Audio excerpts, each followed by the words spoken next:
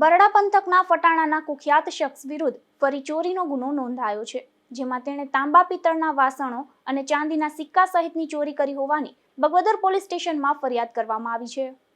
આ બનાવની વિગત એવી છે કે મૂળ ગામ ફટાણા અને હાલ જોગવડ ગામના પાટિયા પાસે રહેતા અને ત્યાં ખાનગી નોકરી કરતા જગદીશ સામતભાઈ બથવાર નામના યુવાને બગવદર પોલીસ સ્ટેશનમાં ફરિયાદ કરી જણાવ્યું છે કે તેઓ તેમના માતા પિતા સાથે 3 વર્ષથી રિલાયન્સ કંપનીમાં મટીરિયલ કોઓર્ડિનેટર તરીકે નોકરી કરે છે અને તેમના પિતા પણ ત્યાં જ રહે છે. તેમના પિતા રિલાયન્સ કંપનીમાં બસ ચલાવે છે અને તેમનો મોટો ભાઈ તથા તેમના પત્ની ભાટિયા ગામે રહે છે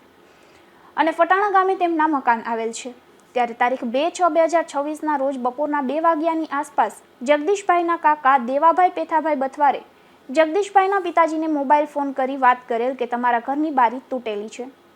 અને ઘરની અંદર સામાન વેરવિખેર હાલતમાં છે, જેથી જગદીશભાઈ જોગવડથી ફટાણા ગામે આવેલ અને બીજા દિવસે તેમના માતા પિતા પણ ફટાણા ગામે આવ્યા હતા, જેમાં તપાસ કરતા તેમના ઘરમાંથી જૂના તાંબા પિત્તળના વાસણો તેમજ સ્ટીલના વાસણો તથા ચાંદીના જૂના 5 રાણીછાપ સિક્કા તેમજ ચાંદીના સાંકડા અને સોનાના દાણા સહિતની ચોરી થઈ હોવાનું જણાતા તેઓએ તપાસ કરી હતી.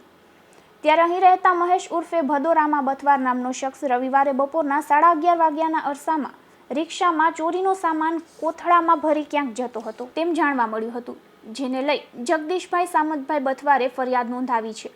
આ ચોરીના પ્રયાસ બાબતે મહેશ બથવારની પોલીસે શોધખોળ હાથ ધરી હતી અને ફટાણા ગામે વોચ રાખી હતી. ત્યારે રાત્રિના મહેશ ઉર્ફે ભદોરામા બથવાર બગવદર પોલીસના હાથમાં આવી જતા બગવદર પોલીસે મહેશ ઉર્ફે ભદોરામા બથવારને અટક કરી હતી. ધીરુભાઈ નિમાવત, ગુજરાત ન્યૂઝ, બગવદર.